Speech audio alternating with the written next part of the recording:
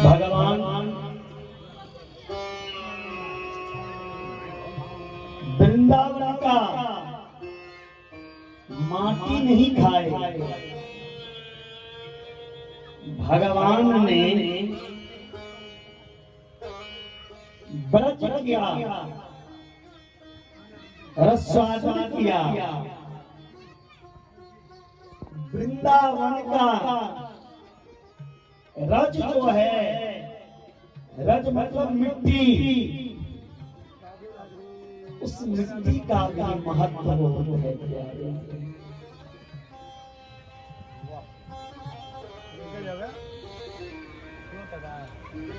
रमणी तलेटयोनि चियो न जमुना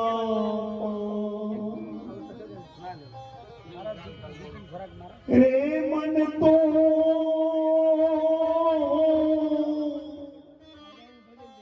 समझता नहीं ब्रज की महिमा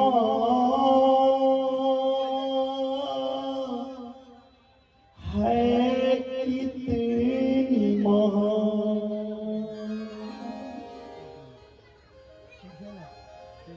ब्रज की महिमा कितनी महान मेरे प्यारे। आप कभी वृंदावन जाएं तो आपको पता चलेगा वृंदावन की रज की महिमा क्या है। आज भी वृंदावन में वृंदावन के भक्तों ने, संतों ने नंगे पांव चलते हैं। क्यों नंगे पांव चलते हैं? जिस भूमि पे मेरे कृष्ण ने नंगे चले थे उस पे मैं कोई चरण पादुका लगाऊंगा।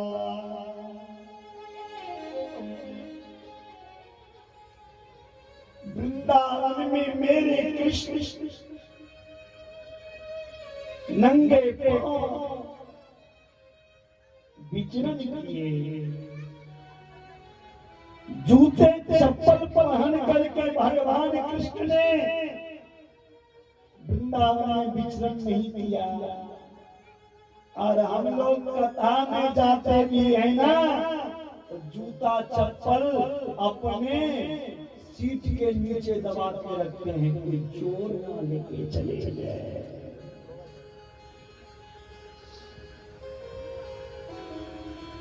एक भक्त नया जूता खरीदा, शिव जी के मंदिर में गया दर्शन करने के लिए। सोच रहा है जूता तो नया है, कहीं जूता खोल करके दर्शन करने जाऊंगा तो जूता को चोर चोरी करके लेके चला जाएगा। जूता पहन करके मंदिर में जाऊंगा तो पाप लिखेगा। अब क्या करें? जूता को अपने आगे रख लिए और महादेव से हाथ जोड़ के कह रहा है तुम्हें माता। फिर जूता की तरफ घूम जाता है, चौकीता तुम्हें। अब फिर महादेव तुम्हें बंधु सखा तुम्हें। माता महादेव पिता की तरफ प्रणाम कर रहे जूता को।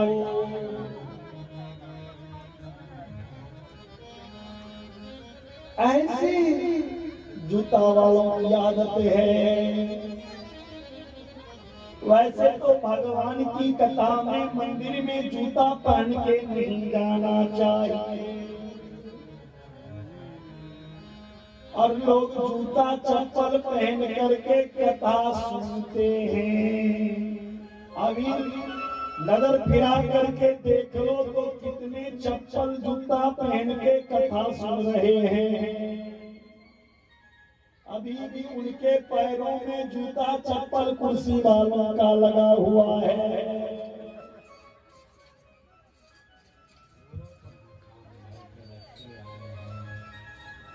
भगवान कृष्ण ने वृंदावन के गली गली में भ्रमण किए प्यारे, लेकिन नंगे पांव। आज भी ब्रज की महिमा है। वृंदावन में लोग जूता चप्पल नहीं पहनते हैं। बहुत ऐसी मंदिर हैं जहाँ पे लोग जूता चप्पल लेके नहीं जाते हैं।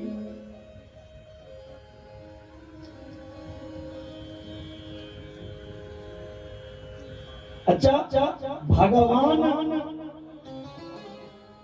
ब्रज रज में नंगे पांव क्यों घूमते थे? भगवान कृष्ण ब्रज में नंगे पांव क्यों घूमते थे?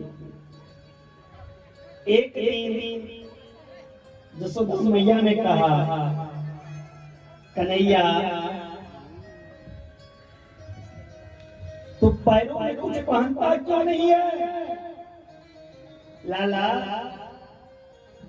तेरे पैरन में कछु चुभ जाएगा, चप्पल जूता पहन लियो। बेटा तुम्हारे पैर में कुछ चुभ जाएंगे, जूता चप्पल पहन लो।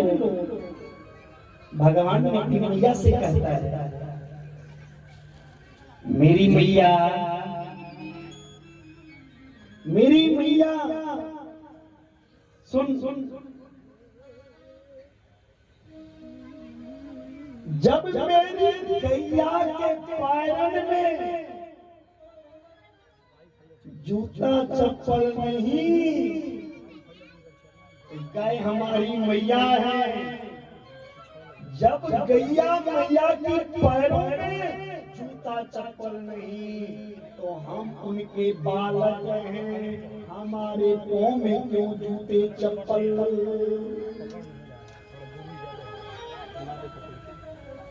मेरी गैया जूते चप्पल के घूमते हैं, मैं तो गोपालक हूँ। उन गाय का सेवक हूँ, गोपालक हूँ और गौ सेवक हूँ। इसीलिए मैं भी कुछ धारण नहीं करूंगा। इसीलिए भगवान कृष्ण ने ब्रज में नंगे पांव विचरण किया करते हैं। इसीलिए प्रयास करना चाहिए कि जब भी आप वृंदावन दर्शन के लिए जाए ना, तो हम नंगे पांव वृंदावन के गली गली में विचरण करें।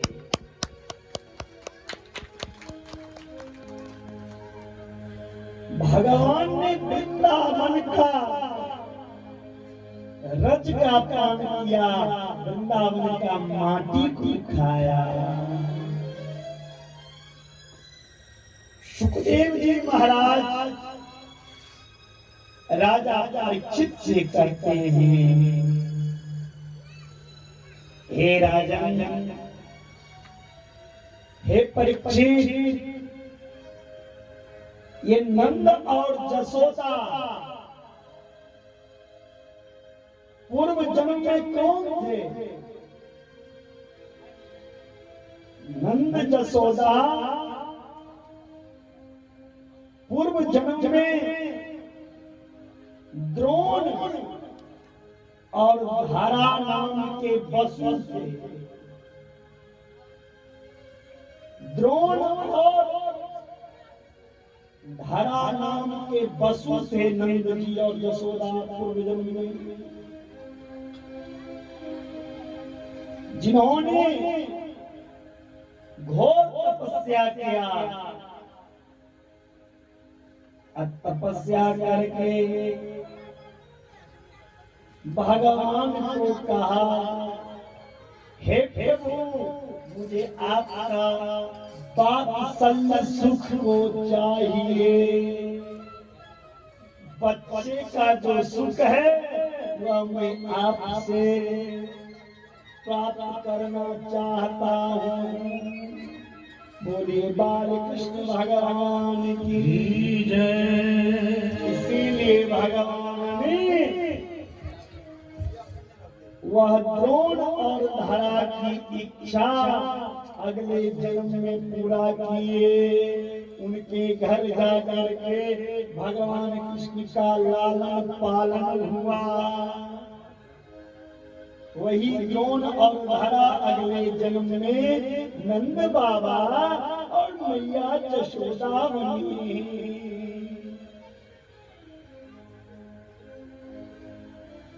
एक दिन की बात है, सुनो। बड़ा सुंदर दिन, दीपावली सब मनाते हैं ना। दीपावली का सुंदर दिन था। मैया यशोदा अपनी हाथों से ताजी ताजी माखन निकाल रही है मटकी से। एकदा गृहदा शिशो यशोदा नंद गेहिनी कर्मातर युक्तासु मेरे मन ममंत स्वयं दधे यानि यानि गीतानि तदबाल चरितानि च दधीर्मन् धने काले अस्मरन् यातान् गायत। मैया यशोदा अपनी हाथों से लाला के लिए ताजा ताजा माखन निकाल रही। घर में दास दासियों की कमी नहीं थी,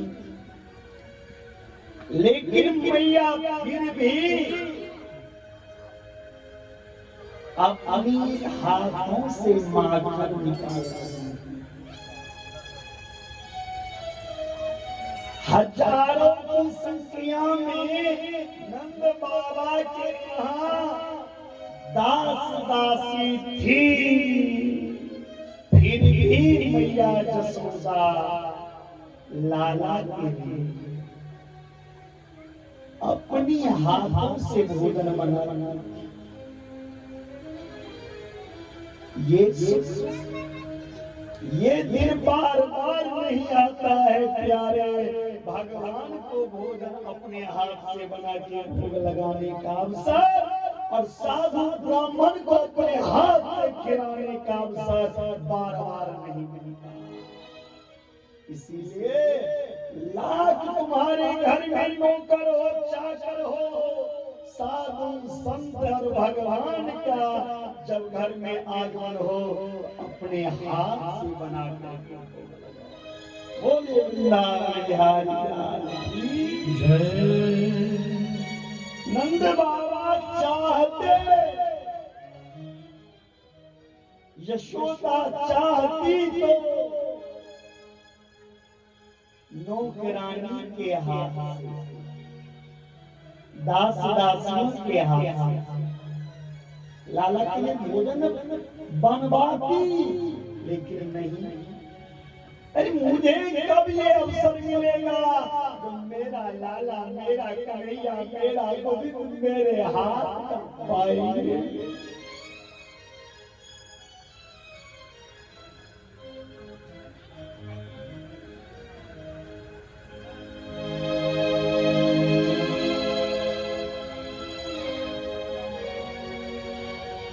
मैया अपनी हाथों से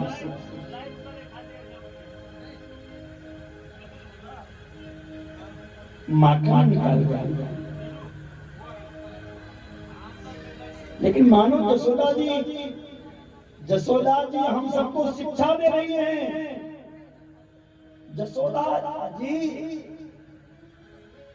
की यह बात से हमें शिक्षा लेनी चाहिए। जसोदा जी के यह प्रसंग से, यह कथा से हमें भी सीख लेना चाहिए। घर में हजारों नहीं लाखों दास दासियां हो, अपने बच्चे के दूध उस दास दासियों का मत दो, अपनी स्तन का दूध अपने बच्चों को पिलाओ। आज दूध पिलाने के लिए घर में नौकरानी रहती है, बाई रहती है। जो बच्चे अपने माँ का दूध नहीं पिया, वो बच्चे क्या खाकर अपने माँ को सुख देगा। बच्चों के लिए सर्वोत्तम दूध अपनी माँ का दूध। हम लोग दिन प्रतिदिन भटकते जा रहे हैं अपने कर्म से, अपना धर्म से। क्या करना चाहिए हम सीखेंगे।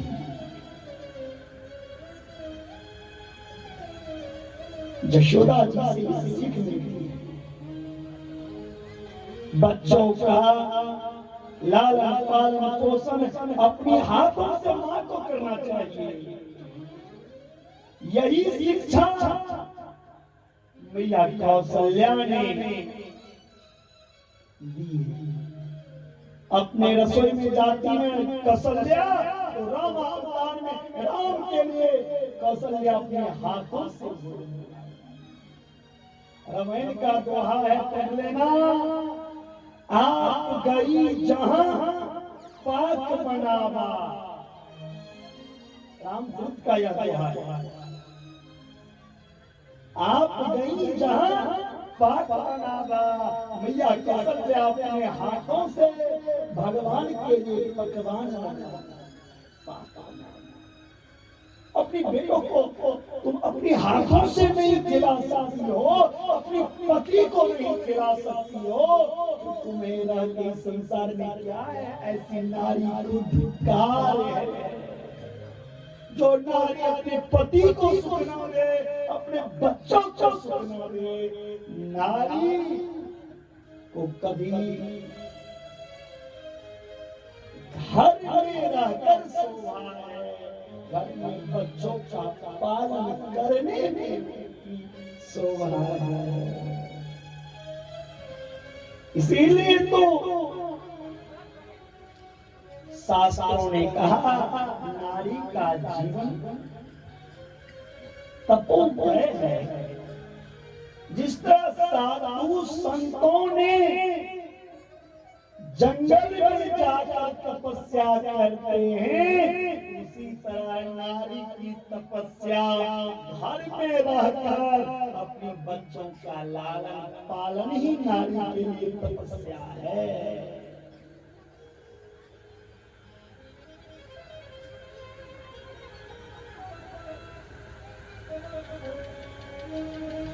घर में कितनी सुख संपत्ति आ जाए, पर मां अपने पुत्र का लालन पालन अपने हाथों से करती है।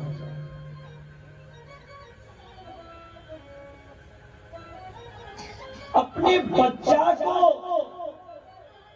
अच्छी शिक्षा देना चाहिए। आपके बेटे कहाँ जा रहा है, किससे बात कर रहा है, क्या कर रहा है, यह माता पिता का अधिकार है अपने बच्चों से पूछने का। आज के समय में कितने माँ अपने बेटे के साथ समय दे रहा है,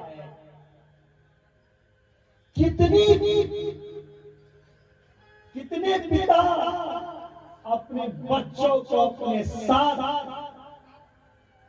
रहकर कुछ समय बिताता है। और जब माँ बाप के लिए समय नहीं देगा तो बच्चा तो गलत रास्ता अपनाएगा ही। हम लोग दुनिया वालों के लिए समय निकालते हैं, दुनिया वालों को समय देते हैं, लेकिन अपने बच्चों को समय नहीं देते।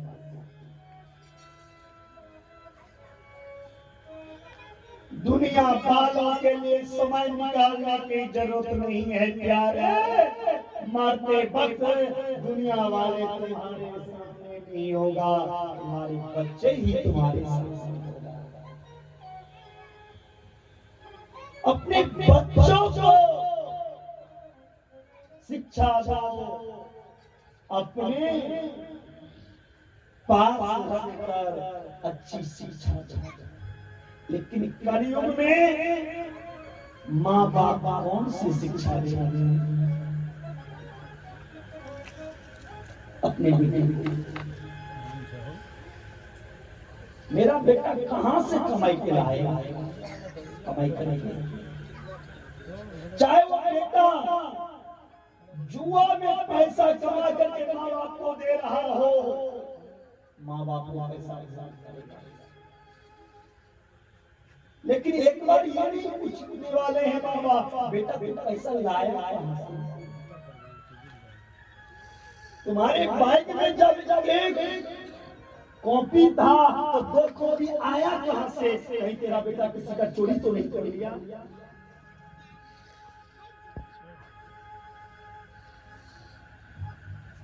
कौन शिक्षा दे रहे हैं बाबा?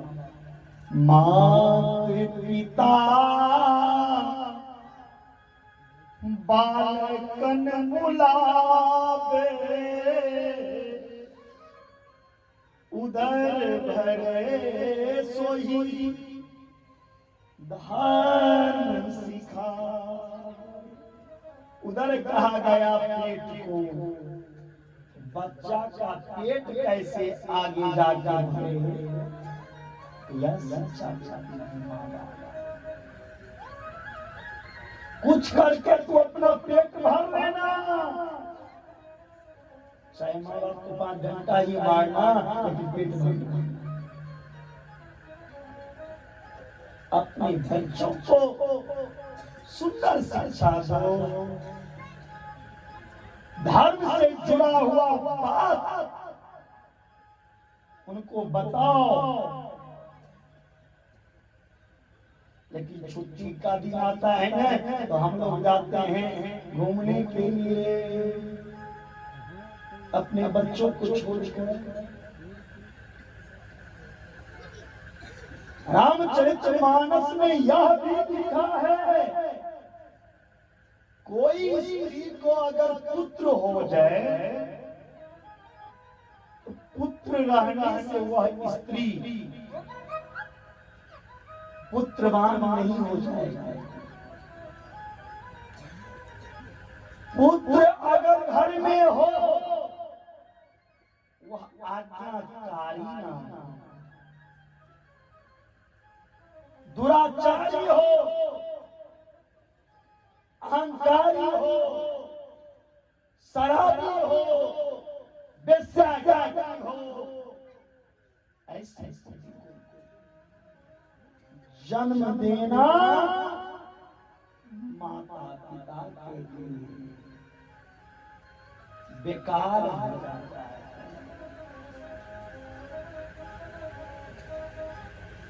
पुत्र बाण वही स्त्री है जिस स्त्री का पुत्र भगवान की भक्ति करे, धर्म के रास्ता पे चले और माता पिता का आज्ञा का पालन करे। जिस स्त्री का पुत्र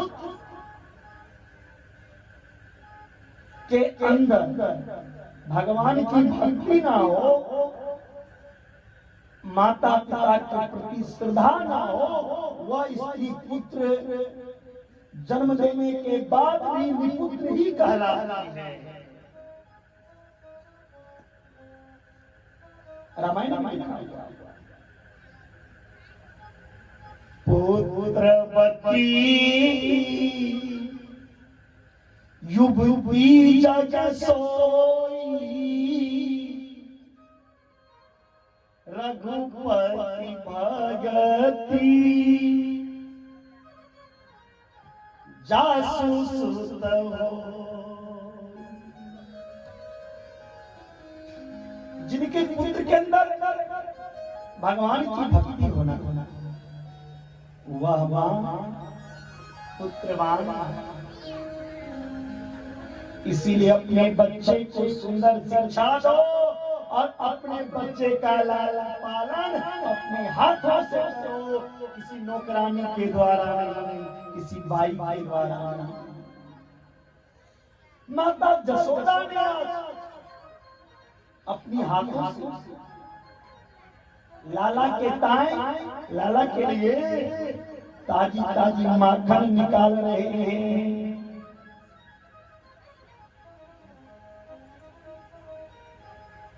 और क्या कर रही है? उस समय साधु संतों ने भगवान श्री कृष्ण के लिए पद बनाए। उस सुंदर पदवलियों में गायन कर रही हैं, यानी यानी गीतानी तदबार चरितानि च। साधु संतों ने गायन किए, गाया, वाणी से श्री कृष्ण के गीत गा रहे हैं। मन जो है, मन कृष्ण का स्मरण कर रही है और शरीर भगवान के लिए कर्म कर रही है। कर से जो शरीर भगवान के लिए कर्म करेगा उसका मन भी भगवान में होगा। इसीलिए तुलसीदास बाबा ने लिखे हैं, कर से कर्म करहूं विधि नाना, मन राखहूं जहां कृपा निधान। मन सा बाचा कर मना,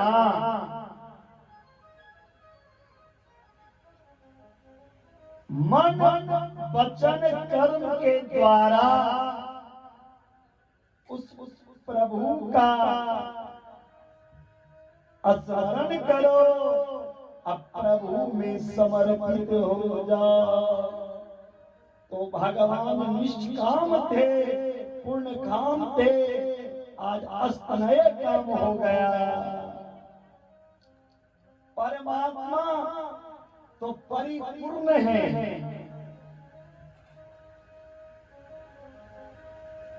परमात्मा परिपूर्ण है। भगवान के पास हर वस्तु है, लेकिन भगवान के पास एक चीज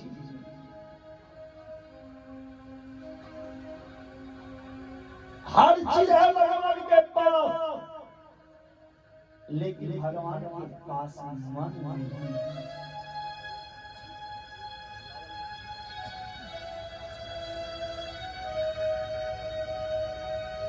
इसीलिए भगवान ने माखन चोरी मिला करके गोपियों का मन को चुराया, माखन नहीं चुराया, मन को चोरी किया। जब तक भक्त का मन चोरी नहीं करूंगा तो भक्त का मन मेरे में कैसे लीन होगा। जब मन भगवान में लीन होगा तब ना भगवान रास करेंगे भक्तों के साथ। भगवान ने रास करने के लिए गोपियों का मन को चिढ़ाया। श्याम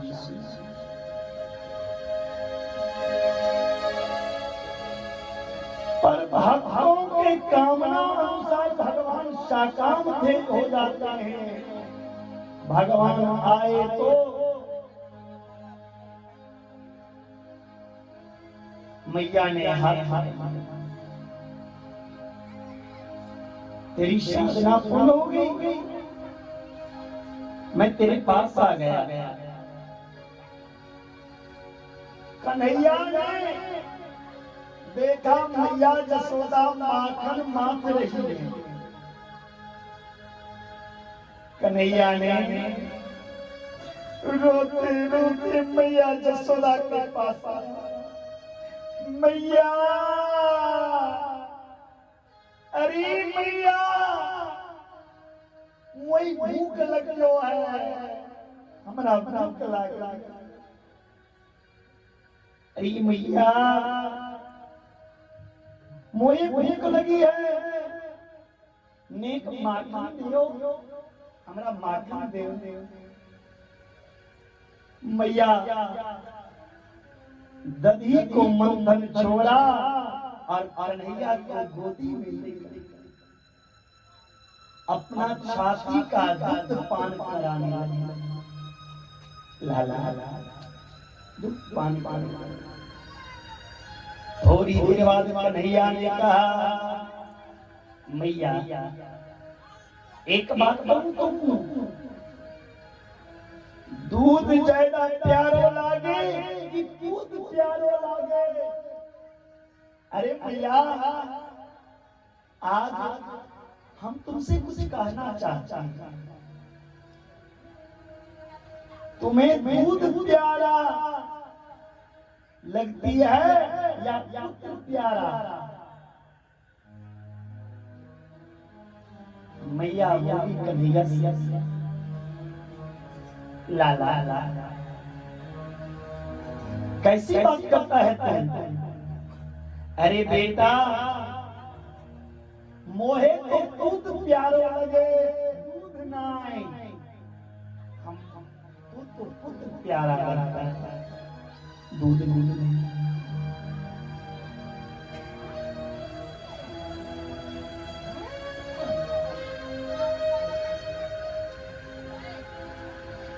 इतने में चूल्हे पर जो दूध रखा था वो उफन रहा था। उफनना का मतलब बाहर निकलने लगा। मैया ने उबलते हुए दूध को देखा, झट से लाला जो गोदी में था उसको जमीन पे रख के दूध को देखने चली। छोटा सा कन्हैया ने मैया से कहने लगे, बुढ़िया आज मुझको पतो चलो तो कुपुत्र प्यार आए तो कुछ दूध प्यार आए। तुम दूध की प्यारी हो, पुत्र की प्यारी नहीं। जरा सा दूध के खातिर अपने पुत्र को जमीन पे धर के चली गई। कन्हैया को बहुत क्रोध आया। कन्हैया ने आंखें लाल लाल करने लगा, होठ फड़कने लगे, गुस्सा में आ गया। मैया यशोदा की पूर्वजों का जो मटकी था, उस मटकी को कन्हैया ने फोड़ दिया।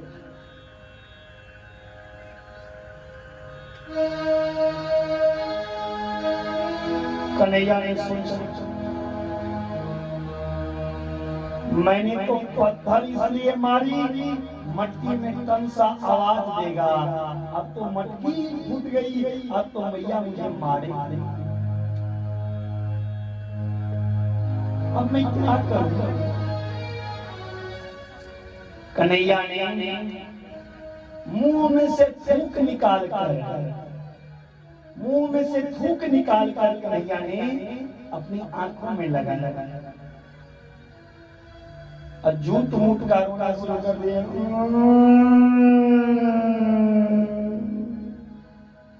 झूठ मूठ का रोना शुरू कर दिया। निगम ने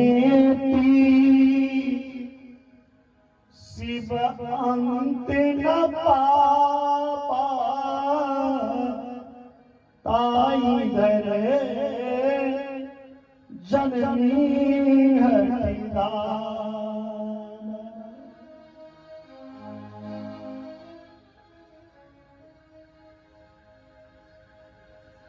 मैया ने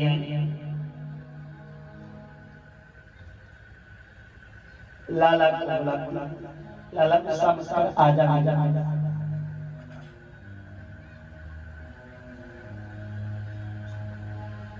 मैया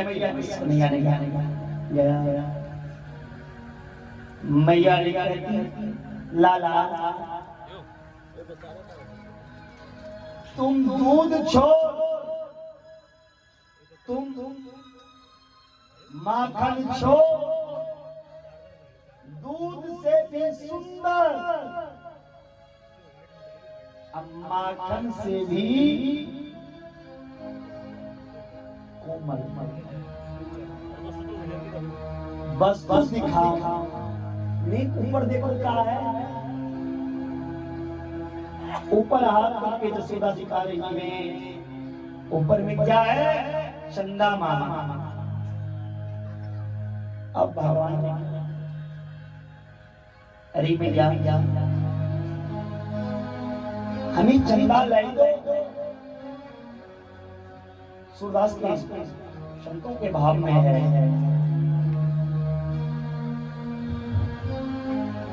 चंद्र खिलौना ले दे मोरी मैया,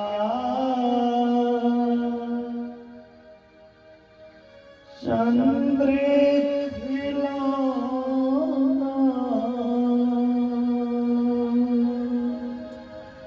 चंद्र खिलौना ले दे मोरी मैया, चंद्र खिलौना।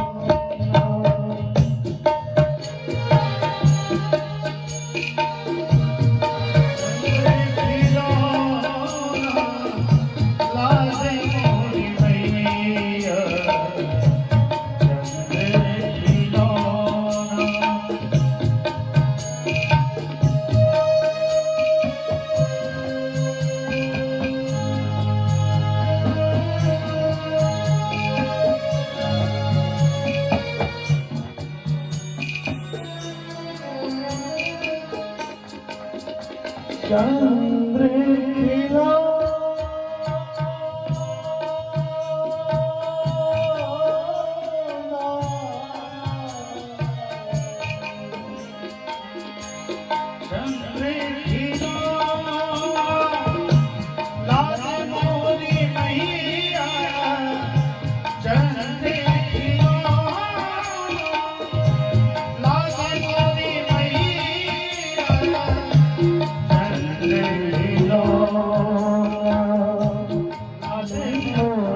मैया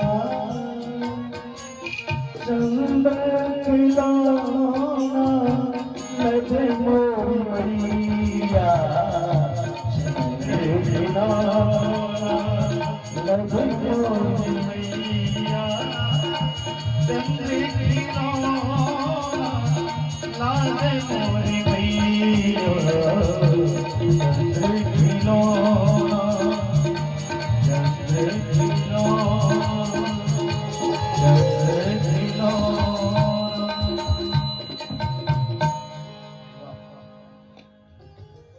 मैया कहती हैं लाला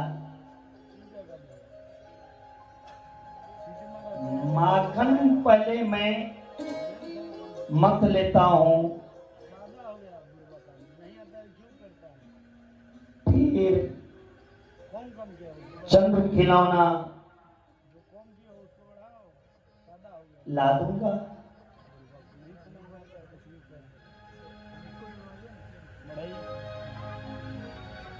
मैया कहती हैं नहीं लाला,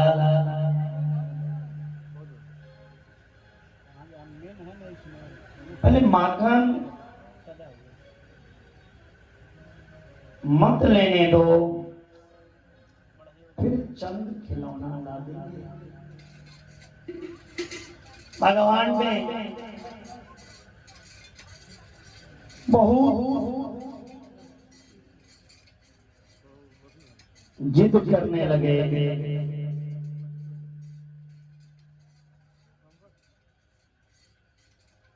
मैया ने एक परात में दूध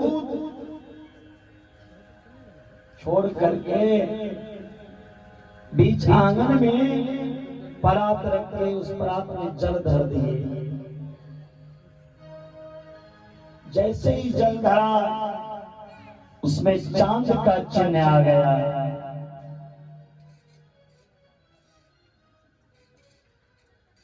भगवान ने गए चंदा को पकड़ने के लिए, सारी पानी फैल गई। भगवान ने कहा मैया ये चंदा नहीं, वो चंदा चाहिए असली वाला। मैया कहती नहीं दूंगा। बोल का करोगे? भगवान धमकी देने लगे। बेसी ना कुताएंगो मोरी मैया, बेसी ना कुताएंगो मोरी मैया, सुरभि को दूध देना पीऊं मेरी मैया, चंद्र खिलौना दे दो मोरी मैया, चंद्र खिलौना दे दो मोरी मैया,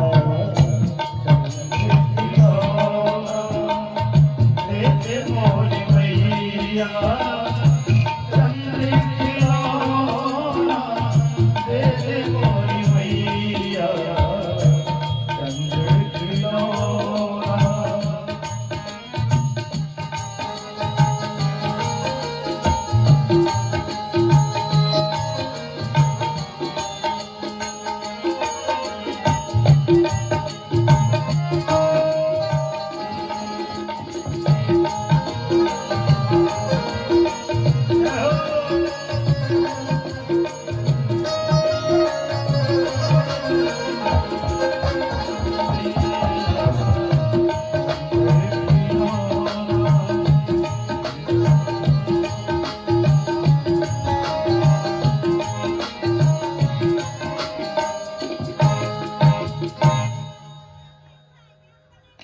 मैया अगर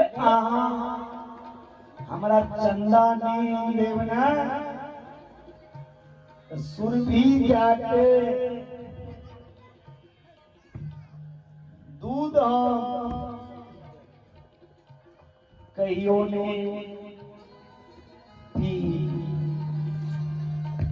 अगर अहाँ चंदा ने हमरा आइंदे हमरा बाल में जे फूल लगा दी छिए, हमरा श्रृंगार क के सजा दी छिए।